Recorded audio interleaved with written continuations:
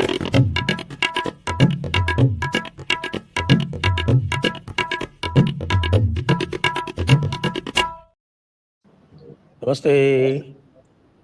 आप सभी का स्वागत है आज के इस कार्यक्रम में और हमारे साथ हैं आज ओंकार चौधरी जी और विजय सरदाना जी और बात करेंगे हम दिल्ली में चल रहे घटनाक्रमों के बारे में। तो आप दोनों महानुभावों का स्वागत है और दर्शकों से अनुरोध है कृपया हमारे चैनल्स को सब्सक्राइब करें, वीडियो को लाइक भी अवश्य कर लें। तो मैं सीधे चलता हूँ ओंकार जी के पास। ओंकार जी, ये जो आप देख रहे हैं घटनाक्रम जो बड़ी तेजी से बदला है पिछले 24 घंटों में, और जिसमें आपने देखा कि राहुल गांधी ने भी मार्च कर ली और सोनम वांगचुक ने अपना फास्ट तोड़ दिया।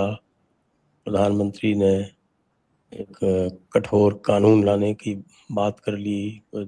जेपी नड्डा जी ने वार्ता कर ली कॉन्स्टिट्यूशन क्लब में तथाकथित न्यूट्रल वेन्यू पे। तो ये सब देखने के बाद में अब आपको क्या लग रहा है कि ये मामला किस तरफ जा रहा है?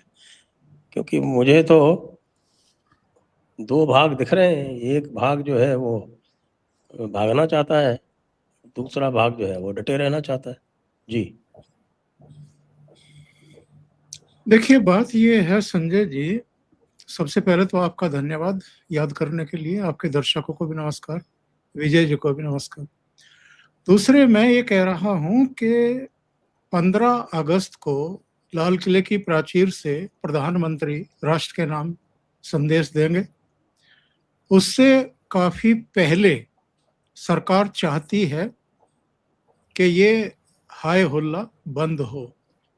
एक जो अराजकता का, एक जो कानून व्यवस्था का प्रश्न खड़ा हो गया है राजधानी में, और केवल संसद से बस चंद कदमों की दूरी पर ये खत्म होना चाहिए।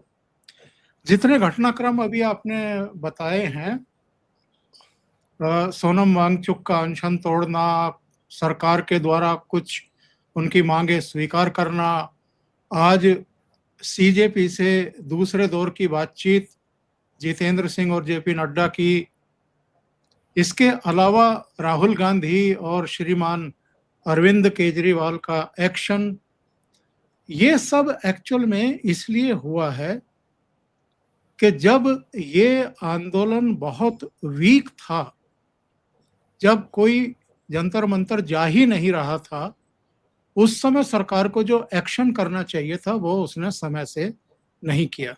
बिल्कुल बिल्कुल। उस समय बड़ी आसानी से ये सब तितर बितर किए जा सकते थे, चीजों को अपने नियंत्रण में लिया जा सकता था। सरकार को पता था कि 20 जुलाई से संसद का सत्र शुरू हो रहा है, वहां तक इसे लाने की जरूरत नहीं थी। उसके हफ्ता 10 दिन पहले ही इनका बोरिया बिस्तर बांध देना चाहिए था। जो एक धारा 163 आपने लगाई हुई है भाई, जो पहले 144 थी, उसके बेस पर आप ये कर सकते थे आराम से। उस समय मुझे नहीं लगता कि ये इतना बड़ा इशू बनता जितना कि अब बन गया है। और अब हर तरह के तत्व और हर तरह की ताकतें इसमें बैक कर रही हैं, प्रत्यक्ष या अपरोक्ष रूप से शामिल हो रही हैं, और उनके सबके अपने अपने गोल होते हैं। देखिए, जहां तक केजरीवाल या जहां तक राहुल गांधी का प्रश्न है, तो वो तो राजनीति कर रहे हैं साहब, और राजनीति कर रहे हैं तो उनका हक बनता है कि सरकार अगर मौका दे रही है तो वो उसको भुनाए। तो मैं, जो राहुल गांधी कर रहे हैं, जो केजरीवाल कर रहे हैं, उसको बिल्कुल गलत नहीं मानता, जब तक कि वो संवैधानिक मर्यादा को, कानूनों को और तमाम दूसरी चीजों को तोड़ करके गलत बयानी ना करें। अरविंद केजरीवाल ने कुछ गलत बयानियां की हैं, जैसे उन्होंने कुछ वीडियो ऐसे जारी किए हैं जिनमें उन्होंने नौजवानों को भड़काने की कोशिश की है। उन्होंने कहा है कि सिर फुड़वा लो अपने और दूसरों के भी फोड़ दो, मैं बड़े बड़े वकील खड़ा कर दूंगा और आपको अंदर नहीं रहने दूंगा। ये क्या तरीका होता है? ये ठीक है कि भाई आपके जो अतीत के जख्म हैं वो अभी भर नहीं पाए हैं ठीक तरीके से, और आपके 7 मेंबर ऑफ पार्लियामेंट फिर भारतीय जनता पार्टी ने ग्राह्य कर लिए, अपने में समाहित कर लिए, तो आप चिढ़े हुए हैं, आपके जख्म फिर से हरे किए हैं सरकार ने या बीजेपी ने। लेकिन इसका मतलब ये थोड़ा है कि आप गैर जिम्मेदाराना बयान देंगे और लोगों को उकसाने की कोशिश करेंगे। जहां तक प्रश्न है साहब के जो मैं अगेन कहूंगा कि देर से शुरू किया है। अगर आपको बातचीत ही करनी थी तो अब आकर के नहीं, पहले ही कर लेनी चाहिए थी, लेकिन देर आए दुरुस्त आए। जब इस तरह के प्रेशर बने तब सरकार को कुछ मूलभूत सिद्धांतों पर और चीजों पर गौर करना चाहिए। पब्लिक के सेंटीमेंट क्या है, इनका प्रभाव क्या है, राजनीतिक सामाजिक प्रभाव क्या होने जा रहा है, और उसके अकॉर्डिंग अगर वाकई आप संवेदनशील व्यवस्था के हिस्से हैं, और जैसा कि मोदी जी और दूसरे लोग दावे करते रहे हैं कि ये जनता की सरकार है, आम जन की सरकार है, और हमने जनता को पावर दी है, पहले उनको किसी भी चीज को प्रमाणित कराने के लिए या तो गजेटेड ऑफिसर या मंत्रियों संत्रियों या दूसरे लोगों के चक्कर काटने पड़ते थे, हमने उनको साइनिंग पावर दी है कि वो खुद प्रमाणित करें। तो अगर इतनी संवेदनशीलता है तो फिर कोई आंदोलन, कोई मांग, कोई मुद्दा छोटा या बड़ा नहीं होता है। आपको मशीनरी के किसी पुर्जे को लगाना चाहिए था शुरू में ही, और ये चीजें आपको इनिशिएट कर लेनी चाहिए थी। तब तो आपने या व्यवस्था ने ये सोचा कि इनमें कोई दम नहीं है, ये थकेंगे और चले जाएंगे, और ये सोनम वांगचुक भी आखिर कितने दिन तक उपवास पर बैठा रह सकता है, तो चला जाएगा उठ करके। लेकिन बड़ी चालाकी के साथ सोनम वांगचुक ने सरकार से ही अपनी लेजिटिमेसी पर मोहर लगवा ली। जिस सोनम वांगचुक को आपने उठा करके जेल में डाल दिया था, और जो जोधपुर की जेल में आपके राज्य में हो करके आए हैं, जिनको सरकार चिमटे से भी छूने को तैयार नहीं थी, उनकी चिरोरी करने के लिए, उनको मनाने के लिए 2-2 केंद्रीय मंत्री अब उनके पास जा रहे हैं। तो सोनम वांगचुक का तो काम हो गया, वो लद्दाख में अपना भविष्य देख रहे हैं। अब आगे क्या होगा क्या नहीं होगा ये भविष्य की बात है, लेकिन उनका जो 25-26 दिन का ये उपवास था, वो गंभीरता से उपवास कर रहे थे नहीं कर रहे थे वो अगेन एक प्रश्न चिन्ह है, लेकिन उन्होंने कम से कम अपने आप को लेजिटिमेट करा लिया गवर्नमेंट ऑफ इंडिया से। तो अब देखिए क्या होता है। लेकिन मेरा अपना आकलन ये है कि 15 अगस्त से काफी समय पहले सरकार चाहेगी कि यहाँ से जाएं। और जो प्रदर्शनकारी हैं और बलवाई हैं वो चाहेंगे कि ये 15 अगस्त तक खींचे। सरदाना जी। जी सर। वही आपको टेम्पलेट दिख रही है क्या? वही टूल किट दिख रही है जो किसान आंदोलन के समय दिख रही थी? नहीं सर, मुझे उसमें बहुत फर्क दिख रहा है। अच्छा, देखिए इस समय क्या है कि किसान आंदोलन के पीछे एक वेस्टेड इंटरेस्ट था, और वेस्टेड इंटरेस्ट बहुत विजिबल था, क्योंकि उसमें कुछ लोगों के आर्थिक हितों पे सीधी चोट पड़ रही थी, और वो पूरा का पूरा गेम आड़तियों के। तो उन्होंने अपने पूरे एजेंडा को किसानों को सामने रखकर खेला, और सरकार जानती थी। और उस मुद्दे में भी, किसान आंदोलन में भी सरकार की अपनी ही गलतियां रही, क्योंकि किसान नेता नेगोशिएशन के लिए तैयार थे, सिर्फ सरकार ने कोई पॉलिटिकल माइलेज देखते हुए ये पूरा गेम अननेसेसरी लंबा खींचा था। अदरवाइज आमने सामने बैठ के मुद्दों को रिजॉल्व करना, और मैंने तो उस समय कैबिनेट मिनिस्टर थे, उनसे मैंने एक ही बात कही थी कि आपके पास कम से कम 80 छोटे बड़े रेडियो और टीवी चैनल हैं इस देश में। आप तीनों कानूनों को स्क्रीन पे दिखाना शुरू कर दो कि पहली लाइन ये बोलती है, दूसरी ये बोलती है, तीसरी ये बोलती है। आपके पास टोटल 2 घंटे में आप पूरे देश को एक एक लाइन समझा सकते हो। उसके बाद आप पूछिए कि कौन सी लाइन किसान विरोधी है, इनके पास जवाब नहीं होगा। सरकार ने नहीं किया। तो क्या नियत थी, क्या एजेंडा था, यह सरकार जानती है, क्योंकि सरकार चाहती तो वो मुद्दा गंभीर नहीं था, क्योंकि सिर्फ हरियाणा, पंजाब और खासकर वो किसान परेशान थे जो एफसीआई को माल देते थे, और कोई परेशान नहीं था, सिर्फ एफसीआई वाले परेशान थे, अगर आप ध्यान से देखें। अब सवाल आता है आज की युवा को लेकर। देखिए सर, इस बात को मोदी जी को समझना पड़ेगा कि अब आपका नैरेटिव नहीं चल सकता। सोशल मीडिया का जमाना है। आज मेन लाइन मीडिया, पहले पॉलिटिकल पार्टियां बोलती थी, अखबार छापते थे, देश में माहौल बनता था, सोच बनती थी, वो जमाने गए। आज आपके हाथ में हजारों चैनल्स हैं, करीब 12 करोड़ तो यूट्यूब चैनल है पूरी दुनिया, और मेरे ख्याल से टोटल दुनिया में 20 करोड़ है, 12 करोड़ तो हिंदुस्तान में। आप इस बात को मानिए, 12 करोड़ में अगर 1% भी पॉलिटिकल न्यूज कवर करते हैं, मैं 1% की बात कर रहा हूं, तो आप बात कर रहे हैं 12 लाख चैनल। 12 लाख चैनल आपको आपके हिसाब से चलेंगे। इतने तो आपके पार्टी के सदस्य नहीं है सर जो एक्टिव होंगे सोशल मीडिया। आपका आईटी सेल मुकाबला नहीं कर सकता। इसका मतलब यह है कि आप जो भी नैरेटिव कोशिश करेंगे देश में देने का, उसका एनालिसिस अगले आधे घंटे में हो जाएगा। उसकी पॉजिटिविटी, उसकी नेगेटिविटी दोनों जनता के सामने आ जाएंगी। और कन्विंसिंग आर्ग्यूमेंट में जो आदमी या जो आर्ग्यूमेंट सस्टेन करेगा वही नैरेटिव बनेगा। इस बात को हमें समझना होगा। और इस मुद्दे को आज से 6 महीने पहले जाके देखिए सर। 6 महीने से एक ट्रेंड आपको सोशल मीडिया पे दिख रहा होगा। पहले राहुल गांधी के खिलाफ बहुत सारे मीम्स आते थे, बहुत सारे स्टेटमेंट्स आते थे।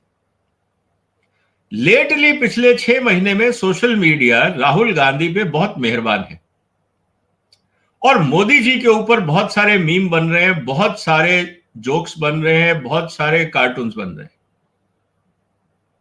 ये क्या दर्शाता है?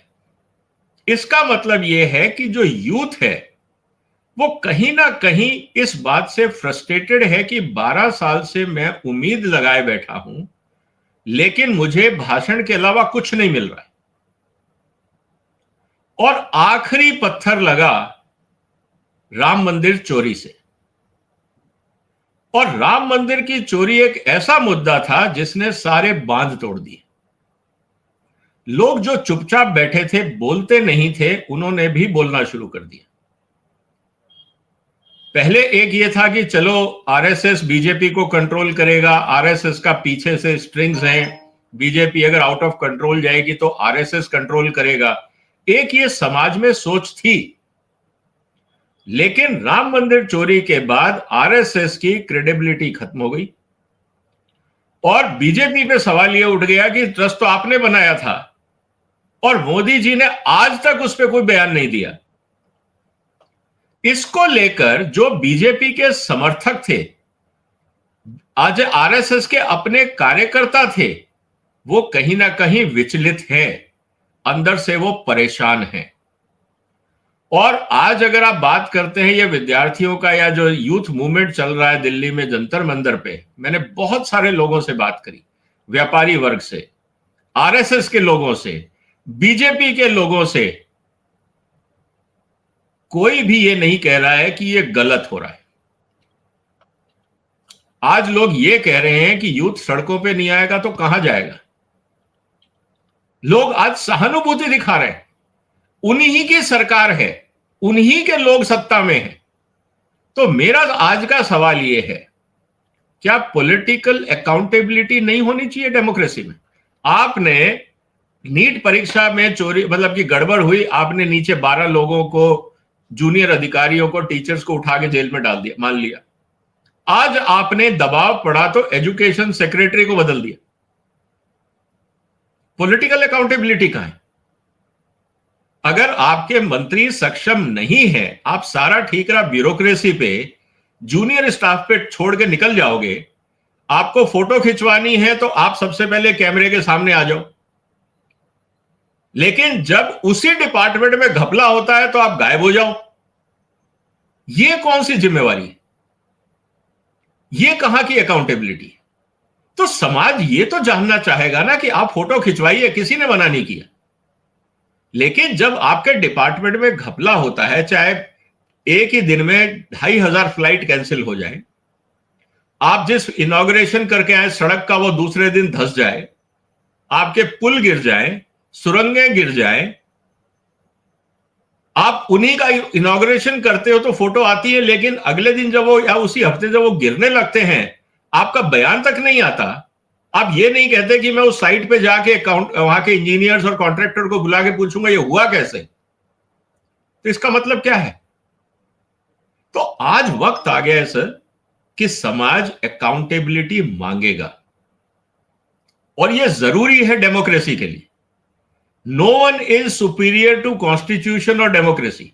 कोई समाज से बड़ा, देश से बड़ा नहीं है, चाहे वो कितना ही बड़ा नेता हो जाए। तो अगर एक बात हमें समझनी पड़ेगी, पूरा इतिहास उठा लीजिए कि जब यूथ सड़कों पे आता है, जब यूथ गुस्सा करता है, पावर समाज की सबसे ज्यादा यूथ में होती है। आप उसको मिसगाइडेड बोलो, गाइडेड बोलो, जिसकी जो आइडियोलॉजी वो बोल सकता है, लेकिन जब यूथ आता है सड़कों पे, आप चाहे भगत सिंह की बात करो, चाहे चंद्रशेखर की बात करो, चाहे सुभाष चंद्र की बात करो, किसी की भी बात करो, दुनिया अगर बदली है तो यूथ ने बदली है, बाकी सब पैसेंजर है। विजय जी, मुझे तो इसमें से यूथ कम और पॉलिटिकल वर्कर्स ज्यादा दिख रहे हैं, और जो लोग वहां पे हैं वो भी कह रहे हैं कि साहब इसमें 80% पॉलिटिकल वर्कर्स है। ये तो मैनेज क्राउड है, आप इसको यूथ कैसे कह रहे हो? This is not spontaneous gathering. मैं ये कह रहा हूं पॉलिटिकल वर्कर क्या देश का नागरिक नहीं है? और अरे तो वो 40-40, 50-50 साल के यूथ थोड़ी है, मुझको अगर यूथ क्यों नहीं है सर? अगर बीजेपी का कार्यकर्ता आ जाता है रैली में तब तो वो ठीक है, अगर उसी रैली के अंदर कांग्रेस का कार्यकर्ता आता है तो आप कहते हो लेफ्टिस्ट आ गया। सर ये डिवीजन कब तक?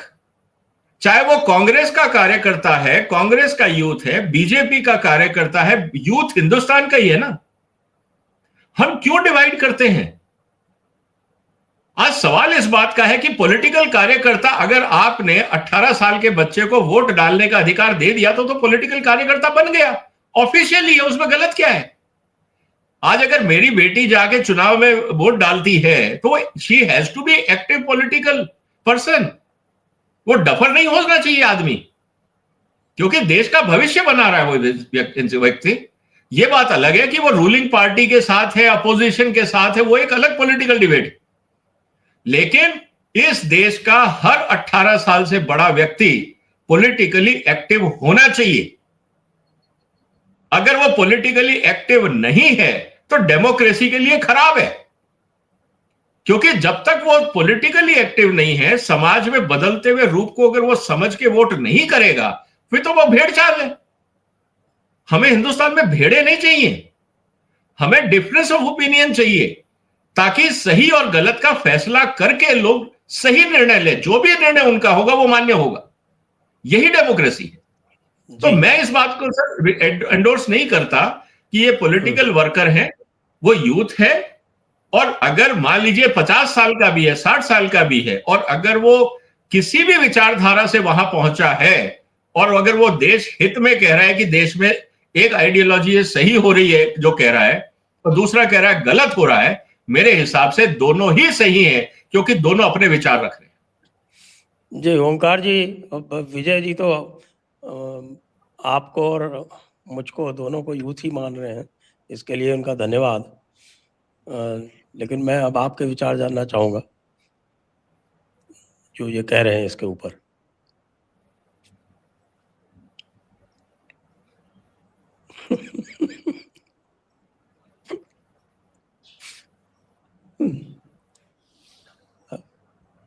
चलिए हम और आप भी रील बनाते हैं। क्या है कि यूट्यूब के डिस्कशन पुराने हो गए, अब ये रील का युग आ गया।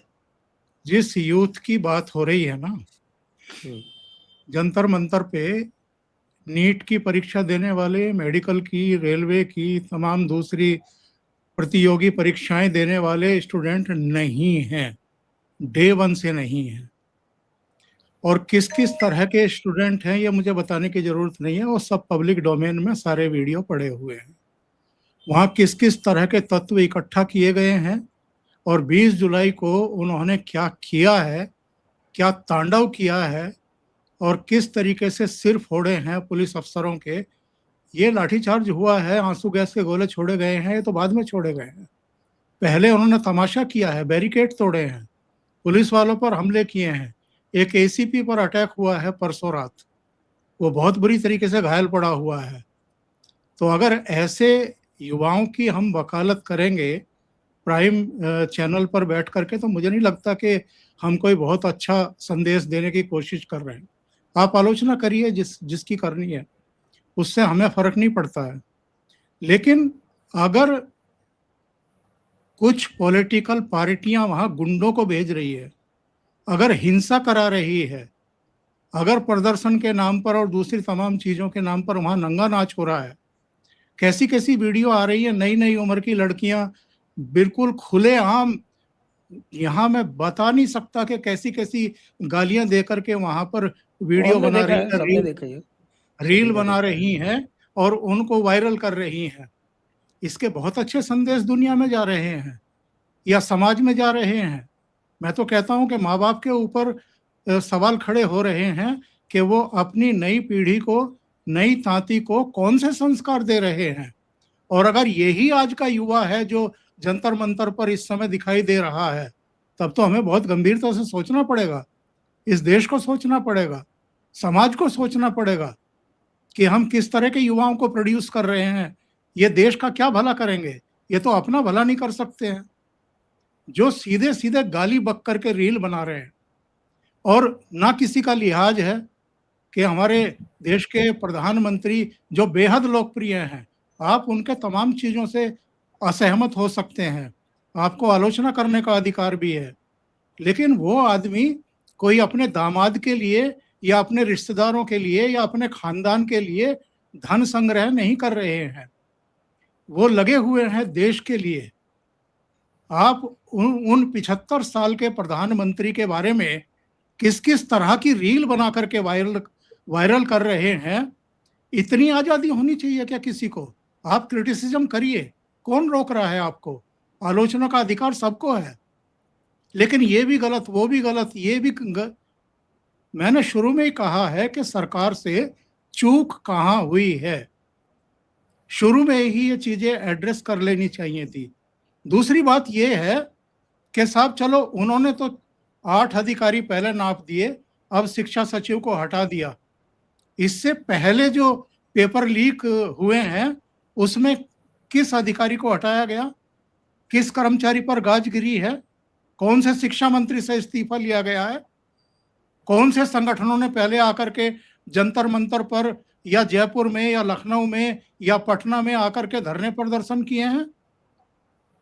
तो माफ करिएगा, ये एक पॉलिटिकल मोटिवेटेड एक मूवमेंट है। सरकार ने इसको गंभीरता से नहीं लिया शुरू में, यह उसकी गलती है, लेकिन किसी एक मूवमेंट के कंधे पर बैठ करके हम ये कहें कि इन्होंने कुछ किया ही नहीं है, ये गलत बात है, ये अन्याय है उनके साथ में। जी जी विजय जी, मैं थोड़ा सा आपका ये जो यूथ की जो डेफिनेशन है इस पर फिर से जाऊंगा,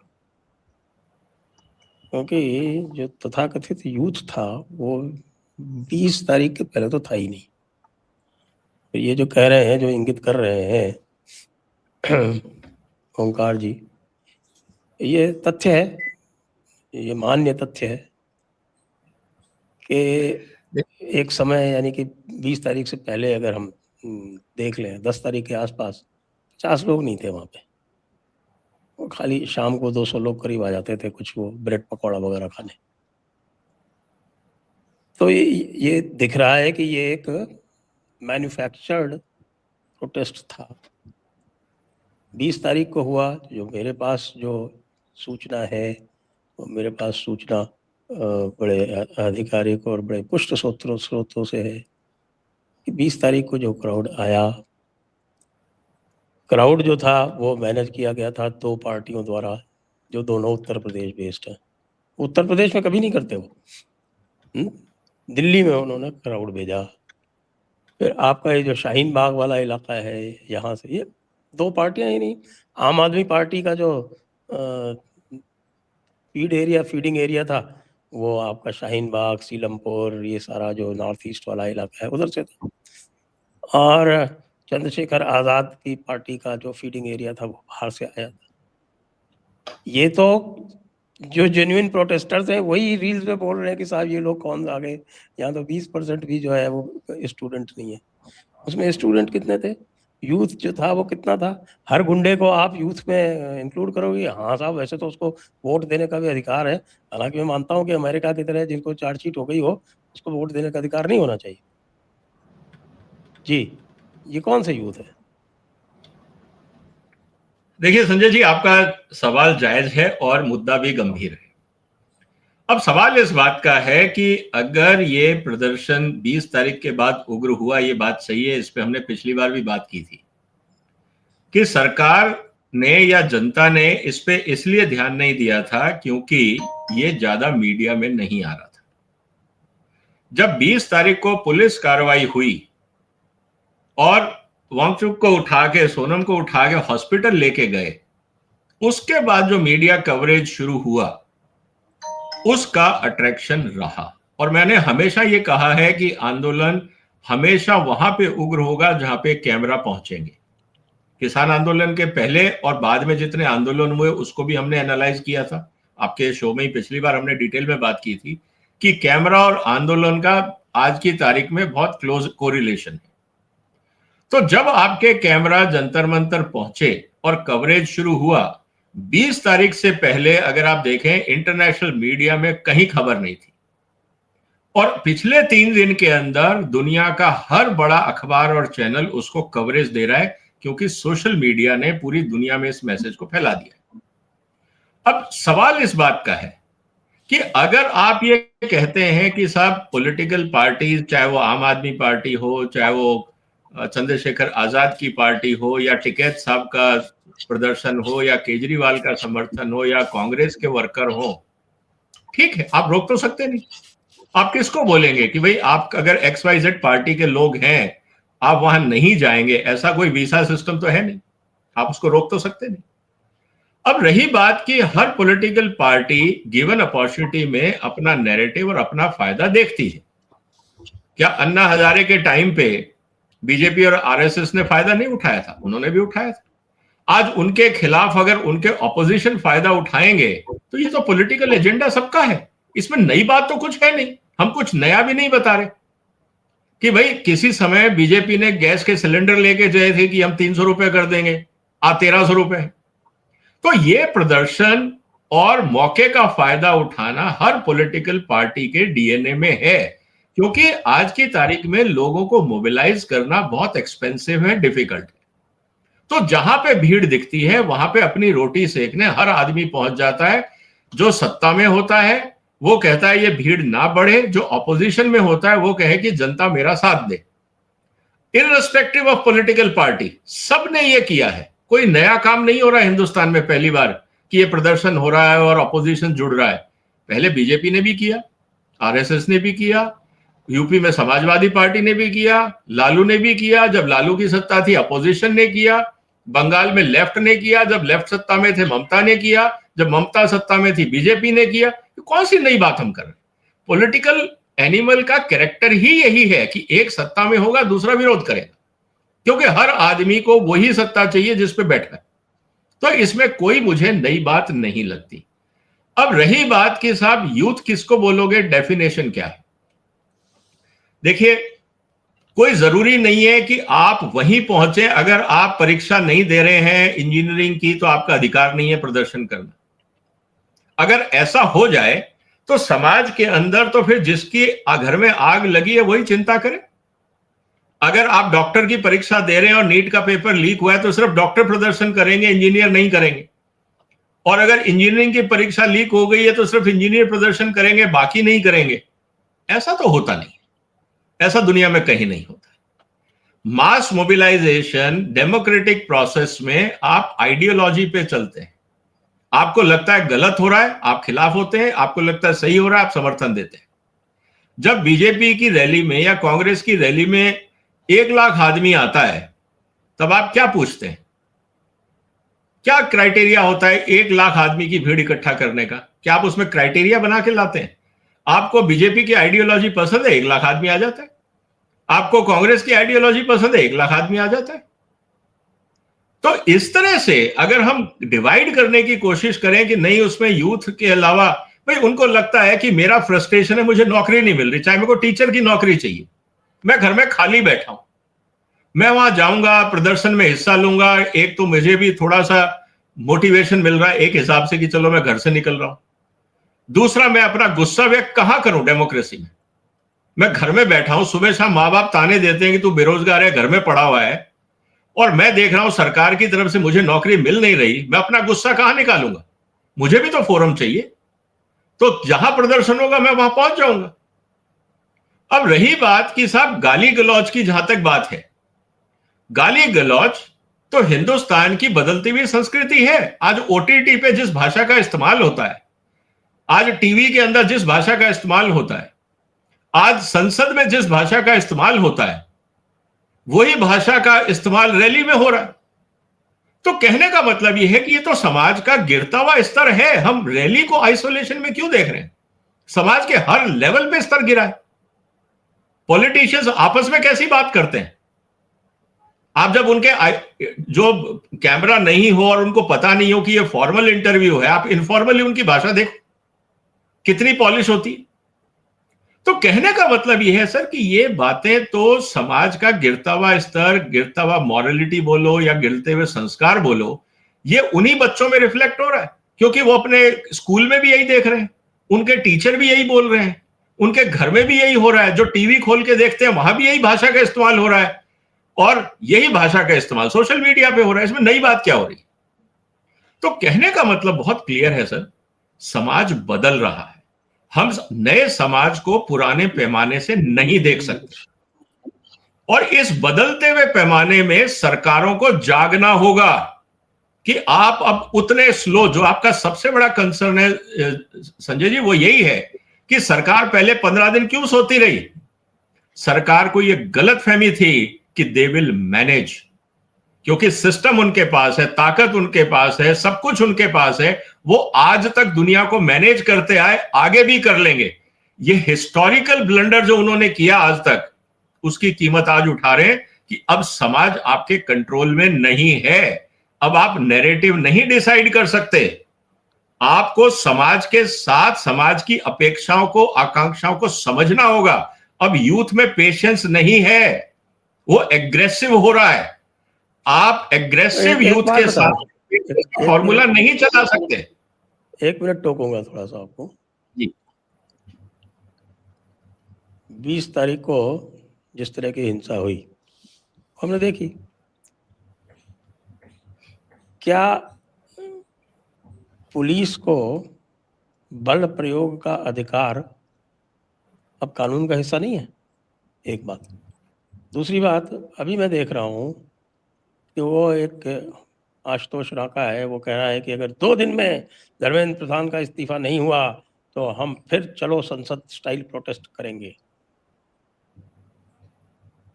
ऐसे में पुलिस को बल प्रयोग क्यों नहीं करना चाहिए जब साफ साफ हिंसा की धमकी दी जा रही है?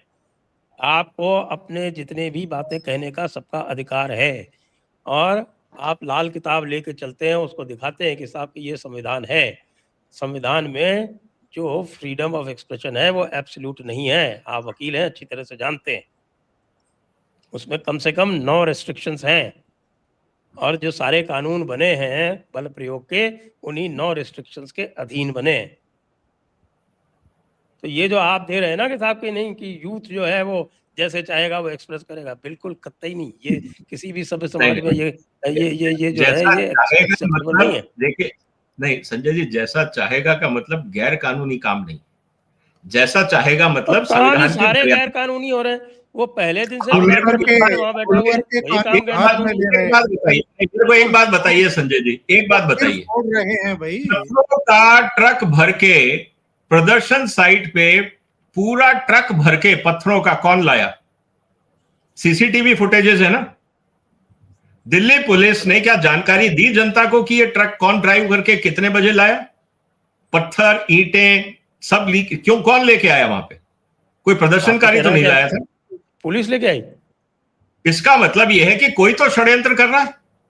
और उसको एक्सपोज क्यों नहीं किया पुलिस ने कि इतने बजे ये गाड़ी यहां से आई और इस ड्राइवर को हमने अरेस्ट किया? ये मुद्दा आज कोर्ट के अंदर चर्चा में है। कोर्ट के सामने ये बात गई है कि सर टूटी हुई कारें लाके वहां खड़ी कर दी गई हैं जिनके कांच टूटे हुए हैं, और पत्थरों से भरा हुआ ट्रक लाके वहां खड़ा कर दिया गया है। क्या सीसीटीवी फुटेजेस के अंदर होम मिनिस्ट्री और दिल्ली पुलिस अभी तक ये नहीं पता लगा पाई कि ये कहां से आए, कहां की गाड़ियां थी, कौन ड्राइवर आया, कितने बजे आया? क्या आपकी इंटेलिजेंस एजेंसीज और पुलिस डिपार्टमेंट इतना अक्षम है कि उन लोगों को आज तक अरेस्ट नहीं कर पाई? इसका मतलब क्या है? तो कहने का मतलब यह है कि षड्यंत्र हो रहा है। कौन कर रहा है ये अपने आप में बड़ा सवाल है। आप तो सीधे सीधे ये कह रहे हैं कि सरकार षड्यंत्र कर रही है। तो ओंकार जी के पास सर, चलता हूं। ये ओंकार जी, मैं ये कहता हूं कि आप अगर सरकार नहीं कर रही है तो पुलिस को ये जानकारी देनी चाहिए कि कौन लाया। सर ओंकार जी के पास चल रहे थोड़ी देर। ओंकार जी, ये तो कह रहे हैं कि साहब सरकार षड्यंत्र कर रही है, बताइए अब आप क्या जवाब दें और क्या बात करें। देखिए, एक होता है तर्क वितर्क और एक हो जाता है कुतर्क। आज आपका कहना है कि विजय जी जो है वो कुतर्क की तरफ अग्रसर है। बिल्कुल कुतर्क कर रहे हैं। सारे एविडेंस दिखाने की बात कर रहा हूं सर, कुतर्क नहीं है। मेरे एविडेंस को आप क्वेश्चन कर रहे हैं। ये एविडेंस आज कोर्ट में रखा गया है और आप ये कह रहे हैं कि फोटोग्राफिक एविडेंस, वीडियो एविडेंस कुतर्क है, तो फिर मैं आपके आर्ग्यूमेंट को कुछ नहीं कह सकता, क्योंकि आप एविडेंस को ही एक्सेप्ट कर रहे हैं। एक बात बता रहा हूं, एक तो मैं मैं विश्वास ही नहीं रखता और ऐसी बहस में मैं शामिल भी नहीं होता। आगे से मैं एहतियात रखूंगा इस बात का, संजय जी को भी कह करके रखूंगा। सारे वीडियो तो आप दोनों लोग जो है वो अपने अपने समय में पूरा बोल रहे हैं, उस पर कोई वो नहीं है। सारे वीडियो सोशल मीडिया के डोमेन में उपलब्ध हैं। गाड़ियों को कौन तोड़ रहा था, कौन उनके शीशे तोड़ रहा था, कौन पुलिस की गाड़ियां पलट रहा था, सारे वीडियो उपलब्ध हैं। सरदाना जी कह रहे हैं कि पता नहीं वो टूटे हुए शीशों वाली गाड़ियां ला करके किसने खड़ी कर दी। ये कुतर्क नहीं है, क्या है ये? और ये कौन सी भाषा है? ये कोई तरीका नहीं है। सारे पब्लिक डोमेन में वीडियो हैं। पता है कौन तोड़ रहा है, पता है किसने एसीपी का सिर फोड़ा है, किसने पुलिस को घेर करके बहुत बुरी तरीके से मारा है, ब्रूटली मारा है। वीडियो हैं। जो लोकल यूट्यूबर हैं उनमें महिलाओं तक को गलत तरीके से वहां से ग्रैब करके निकालते हुए गुंडे थे वो। तो किसका बचाव करेंगे? और सरकार पर ब्लेम बिना सबूतों के आप कैसे कर सकते हैं कि वो ईंटों वाला ट्रक जो है वो सरकार ने या पुलिस ने ला करके खड़ा किया है? ये तो गलत बात है ना। जब तक कोई जांच एजेंसी इस बात को प्रूव ना कर दे, और ऐसा नहीं होता है कि बहुत सारी चीजें जो हैं वो आप जब बिल्कुल प्रदर्शन चल रहे हों, जब हाइप पर हो, सारा कुछ टेंशन हो, जब चीज़ों को बिगाड़ने की कोशिश की जा रही है, जब दो स्तर की बातचीत चल रही है, तभी सारे तथ्य समाज के और देश के सामने रखे जाएं। दूसरे, समाज का जिम्मा कब से सरकार का हो गया उसको शिक्षित करने का और संस्कारित करने का? मैंने तो जितना पढ़ा है पॉलिटिकल साइंस में और जितना भी लोक प्रशासन में पढ़ा है, किसी सरकार की जिम्मेदारी नहीं होती है कि वो समाज को शिक्षित और संस्कारित करे। और अगर कोई गुंडा तत्व गलत जबान बोल रहा है, माहौल खराब करने की कोशिश कर रहा है, तो फिर ये बीएनएस और ये आईपीसी ये सब क्या करेंगे? इनको उठा करके पेड़ पर टांग दें? इनका उपयोग कब करेंगे? और जो संजय जी ने कहा है कि अगर मॉब इतनी ज्यादा हिंसक हो रही है, अगर 163 का भी सम्मान करने को तैयार नहीं है और सारी भड़ास निकाल देना चाहते हैं, सबको गालियां बक रहे हों, तो फिर पुलिस उनको नियंत्रित नहीं करेगी। और नियंत्रित करने का तरीका क्या है पुलिस के पास में? हाथ जोड़ करके खड़ी हो जाए, उनको फूल मालाएं पहनाए। बल्कि मैं तो ये कह रहा हूँ कि आज जो है एक नाटक किया हमारे राहुल गांधी जी ने एक साहब इसको पैलेट गन लगी, तो पैलेट गन तो एक अहिंसक तरीका है मॉब डिस्पर्सल का। आज क्या हम ये कहना चाहते हैं कि साहब की पुलिस को ना तो लाठी का उपयोग का अधिकार है, ना आंसू गैस का अधिकार है, ना पैलेट गन का अधिकार है। ये अधिकार आप पुलिस से ले लीजिए, आपके घर में घुस के तांडव करेंगे ये गुंडे, जैसा कि कश्मीर में करते थे। तो ये जो आप कह रहे हैं ना साहब कि ये यूथफुल एक्सप्रेशन है साहब, मैं तो कतई इससे जो है वो इत्तेफाक नहीं रख सकता। अब ये भी मैं देख रहा हूँ कि सारे के जितने भी गुंडे थे उनके सबके जो है वो फोटो जो है वो जारी कर दिए। मुझे तो इस पल की सरकार से आपत्ति है कि सरकार जो है ये केस वापस लेने की बातें क्यों कर रही है। केस तो कभी वापस होने ही नहीं चाहिए, इस तरह के प्रकृति के, हिंसा के प्रकृति के जो केसेस है। नहीं, मैं तो जी एक बात और कह रहा हूँ संजय जी, गृह मंत्री जी बना दीजिए योगी आदित्यनाथ को, सारे सीधे हो जाएंगे। देखिए, गृह मंत्री अमित शाह भी कमजोर नहीं है यदि उनको फ्री हैंड दिया जाए। मैं तो कई बार आपसे भी निवेदन कर चुका हूं कि कई बार उनके हाथ बांध दिए जाते हैं, कई बार हुआ है ऐसा, उनके हाथ बांधे गए। ये दिखता है, क्योंकि जो आदमी नक्सल समस्या को जड़ से समाप्त कर सकता है वो दिल्ली डील नहीं कर सकता, ये कैसे माना जाए? हाँ, वो है, आप भी जानते हैं, हम भी जानते हैं कि कुछ चीजें हैं जो उनके हाथ बांधती है। पुलिस एक्शन पे क्या सीमाएं होनी चाहिए, इस पर क्या कहेंगे विजय जी? देखिए, जो गैर कानूनी काम है, जो कानून को तोड़ रहा है, उसके खिलाफ पुलिस कार्रवाई करे, इसमें कोई दो राय होती नहीं। बहुत सीधा सा है, कानून लिखा हुआ है, संविधान की मर्यादा सबके सामने। अब रही बात कि भाई ये गाड़ियां किसने तोड़ी, ओंकार जी ने सवाल उठाया। मेरा सिंपल एक छोटा सा सवाल है, जब संसद में ये बहस, जब कोर्ट में ये बहस चल रही थी इस मुद्दे को लेकर कि साहब ये ट्रकों, हाँ आज भी कल भी, हाँ, उस समय अगर सरकार के वकीलों के पास ये जवाब नहीं थे जो ओंकार जी बोल रहे हैं, अगर दिल्ली पुलिस ने अपने वकीलों को नहीं बताया कि किसने गाड़ियां तोड़ी, अगर वीडियोस दिल्ली पुलिस ने अपने वकीलों को नहीं दी अपने डिफेंस में, और पत्थरों से भरा हुआ ट्रक कौन लेके आया, आज तक अगर दिल्ली पुलिस पिछले 48 घंटे में उसका पता नहीं कर पाई, गलती किसकी है? क्योंकि कोर्ट में अगर आप अपने पक्ष नहीं रख रहे हैं, एविडेंस नहीं रख रहे हैं, तो कैसे माना जाएगा कि आपके पास एविडेंस है? पुलिस अपने बचाव में क्या एविडेंस नहीं रखेगी? या गुंडों को बचाने के लिए एविडेंस छुपा रही है? किसको बचा रहे हैं एविडेंस छुपा के? तो सवाल इस बात का है, केस तो कोर्ट ने डिसमिस किया है ना। देखिए, कोर्ट ने जो डिसमिस किया वो अपने आप में एक मजाक बन गया उसको लेके।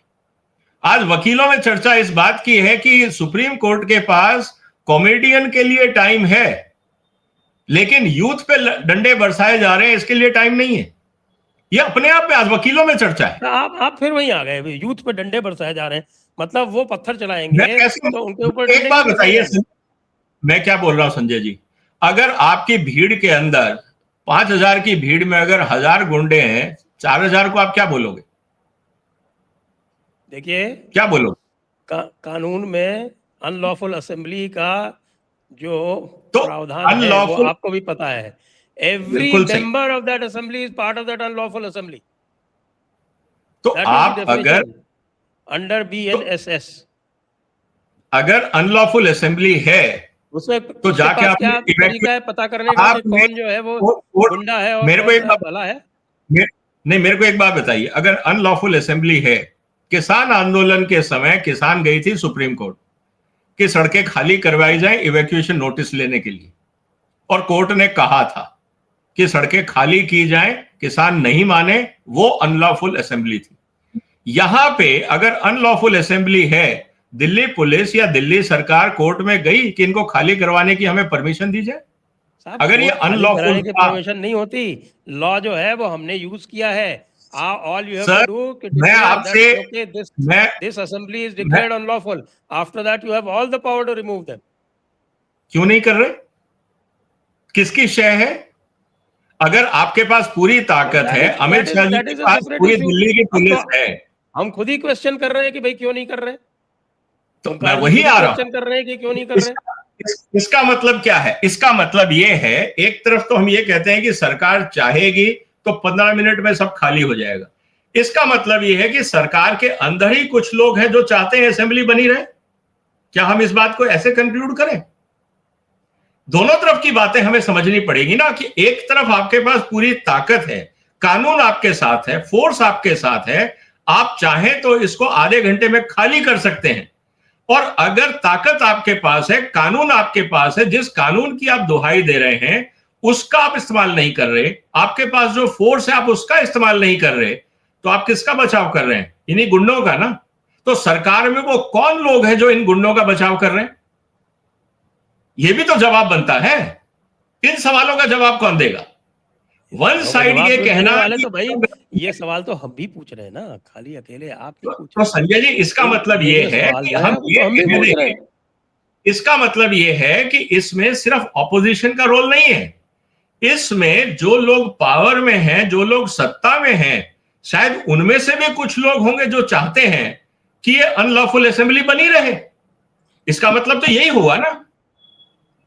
आपका दिमाग आजकल आपका दिमाग आजकल दूसरे तरीके से काम कर रहा है, इसलिए जो भी है जो सामने है वो मैं आपको बता रहा हूं। आपके विचार अलग हो सकते हैं, मेरे विचार अलग हो सकते हैं। हर चीज का इंटरप्रिटेशन आप गलत तरीके से कर रहे हैं। मैं दोनों पक्ष रख रहा हूं। सरकार में भी अगर कोई लोग ऐसे बैठे हैं कि जो सख्ती के खिलाफ हैं, तो उसको गलत तरीके से हम यहाँ विश्लेषित ना करें। वो दो मत हो सकते हैं कि सख्ती की जाए कि नहीं की जाए, बीच में नहीं प्लीज, सख्ती की जाए कि नहीं की जाए, इनसे बातचीत के आधार पर इनको यहाँ से हटाया जाए, या ये थक जाएंगे चले जाएंगे, एक ये मत हो सकता है। दूसरा मत ये हो सकता है कि नहीं, देर मत करो, इनको यहाँ से डिस्पर्स करो। बाकी ये नहीं हो सकता कि सरकार के अंदर बैठे हुए कुछ लोग षड्यंत्र रच रहे हैं, वो इनको यहाँ शह दे रहे हैं और अपनी ही सरकार की कब्र खोदने में लगे हुए। जी बात मैं बोलूं संजय जी, अलग अलग मत तो हो सकते हैं, हर चीज षड्यंत्र नहीं होती। मैं वही कह रहा हूं। तो अब अगर ये आप दोनों मत को लेके बैठे हैं तो फिर विचलित ना हो, फिर दोनों अपनी अपनी बात रखें। फिर किसकी बात रहेगी? दोनों चीजें तो एक साथ नहीं हो सकती। या तो आपको बल प्रयोग करना है या नहीं करना है। देखिए, हम कोई सरकार के स्पोक्समैन के रूप में नहीं बैठे, हम यहाँ एक स्वतंत्र विचारधारा के स्वतंत्र विचार धारित करने वाले लोगों के रूप में बैठे। हम तो आपस में बात कर रहे हैं ना। संजय जी, मैं वही तो कह रहा हूं कि अब इस स्थिति के अंदर जब दो मत हैं सरकार में, एक कह रहे हैं कि बल प्रयोग करो, दूसरा कहते हैं नहीं पेशेंस रखो, तो इस समय जो चल रहा है, एक तरफ पुलिस भी लाठीचार्ज करती है और दूसरी तरफ let's come straight to the point. आप किस मत? नहीं, पुलिस हाथ बांध के नहीं खड़ी रहेगी अगर कोई कानून तोड़ेगा तो। मेरा ये कहना है कि मेरा सिंपल एक मिनट विजय जी हमने दो मत की बात की, ठीक है, और इसमें जो है वो मैं भी वही बात कह रहा हूँ, ओंकार जी भी वही बात करें। अब आप बताएं कि ये दो मत हैं, आप किस मत के हैं? मैं इस मत का हूं कि अगर सरकार को लगता है, और सरकार, ये फैक्ट है कि नीट पेपर लीक हुआ जिसके कारण ये मुद्दा शुरू हुआ, पॉलिटिकल अकाउंटेबिलिटी लेके, मॉरल रिस्पॉन्सिबिलिटी लेके एजुकेशन मिनिस्टर अगर रिजाइन कर देते हैं तो ये मुद्दा खत्म हो जाता है। पॉलिटिकल अकाउंटेबिलिटी और रिस्पॉन्सिबिलिटी ना लेना और इस मुद्दे को यहां तक गरमा देना कि वो देश और पूरी दुनिया में एक न्यूज बन जाए, क्या ये उचित है? इससे भारत की इमेज जो खराब हो रही है, इस बात को नहीं मानते। तो सवाल इस जो रूट कॉज है, हम उसको क्यों नहीं एड्रेस करते? आप मेरे प्रश्न का उत्तर नहीं दे रहे। आप मेरे प्रश्न का उत्तर नहीं दे रहे। प्रश्न ये है कि साहब, मैं ये कह रहा हूं कि जो रूट कॉज है आप उसको हटा दो ना, आपकी प्रॉब्लम सॉल्व हो जाती है। ऐसे तो आप रूट किसी को भी रिजाइन करवा दोगे। आज तक किसी शिक्षा मंत्री ने इस्तीफा दिया? हमारे यहाँ 17 लीक हुए, हमारे राजस्थान में 17 लीक हुए गहलोत के टाइम पे। और मैं एक बात कह रहा हूँ, बेशर्मी से कहते रहे कि हमारी कोई रिस्पांसिबिलिटी नहीं है, ये माध्यमिक मान लिया बोर्ड का काम है। मान लिया, अच्छी शुरुआत करने में क्यों शर्म है? ये क्या चीज? जब राजनीति है कि मॉरलिटी इंपॉर्टेंट है, हम समाज में नैतिकता दिखाना चाहते हैं, तो नैतिकता का मुद्दा आप शुरुआत कहीं से तो कर सकते हैं। मोदी जी ये तो कह सकते हैं, देखिए हमारी मंत्रियों ने गलती करी, हमने कार्रवाई करी, बाकियों ने नहीं करी, आपका मॉरल अपर ग्राउंड बनता है ना। हम ये क्यों कहें कि कांग्रेस नालायक थी तो हम भी नालायक बने रहेंगे? ये तो कोई लॉजिक नहीं बना। ये जब उस पर भोंडी राजनीति की जा रही हो तो इस्तीफे नहीं होते हैं। नहीं, मैं तो दूसरी बात और कह रहा हूँ, इससे भी आगे बढ़ के, अगर हिंसा के बाद आप यदि करते हैं, आप हिंसा हो गई उसके बाद तो कोई सवाल ही नहीं पैदा होता झुकने का। संजय जी, ये मुद्दा बढ़ा किस लिए? ये इतना बड़ा बना क्यों? आपने इस पूरे मत है, इस मुद्दे को समझते हुए ये बढ़ा कि उसको समय से उनको उठा के फेंका नहीं गया। जिस समय बिल्कुल सही है, एक एसएचओ और एक थाने की पुलिस उसको हटा सकती थी, उनको हटाया नहीं गया। ये तो मैं भी कह रहा हूँ। सर, किसान आंदोलन के समय भी यही कहा गया, किसान आंदोलन के समय भी यही कहा गया कि पहले इसको एक एसएचओ हटा सकता था, वो बड़ा बना। किसान आंदोलन के समय तो साफ साफ दिख रहा था ना, जिस समय जब आपके वो गाजीपुर मोड़ पे कह ही रहा हूं, पकड़ भी लिया था, उसको धर लिया था, ले जा रहे थे, तब रोक लिया कह रहा हूं, राकेश टिकैत बैठा हुआ रो रहा था वहां पे जब उसको गिरफ्तार किया जा रहा था। भाई मैं एक ही बात कह रहा हूं कि इस देश में पॉलिटिकल अकाउंटेबिलिटी कब शुरू होगी? कब?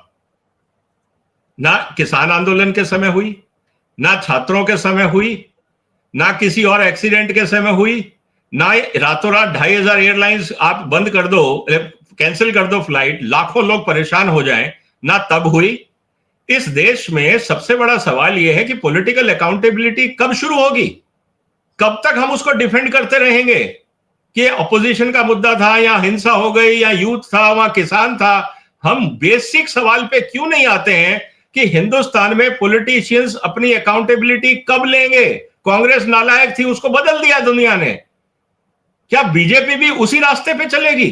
पॉलिटिकल अकाउंटेबिलिटी का कोई मतलब नहीं है इस देश में। क्या हम ये कहना चाह रहे हैं कि पॉलिटिशियंस को छोड़ दो, बाकी सब दोषी? क्या हम ये कहना चाह रहे हैं? पॉलिटिकल अकाउंटेबिलिटी मॉब नहीं तय करेगा। मैं कह रहा हूं कि पीएम को खुद तय करनी चाहिए थी। आप ये मॉब कब बना? मॉब इस दिन नहीं बना जिस दिन ये घटना हुई थी। ये घटना हुई क्योंकि पॉलिटिकल अकाउंटेबिलिटी नहीं थी, इसलिए मॉब सड़कों पे आया।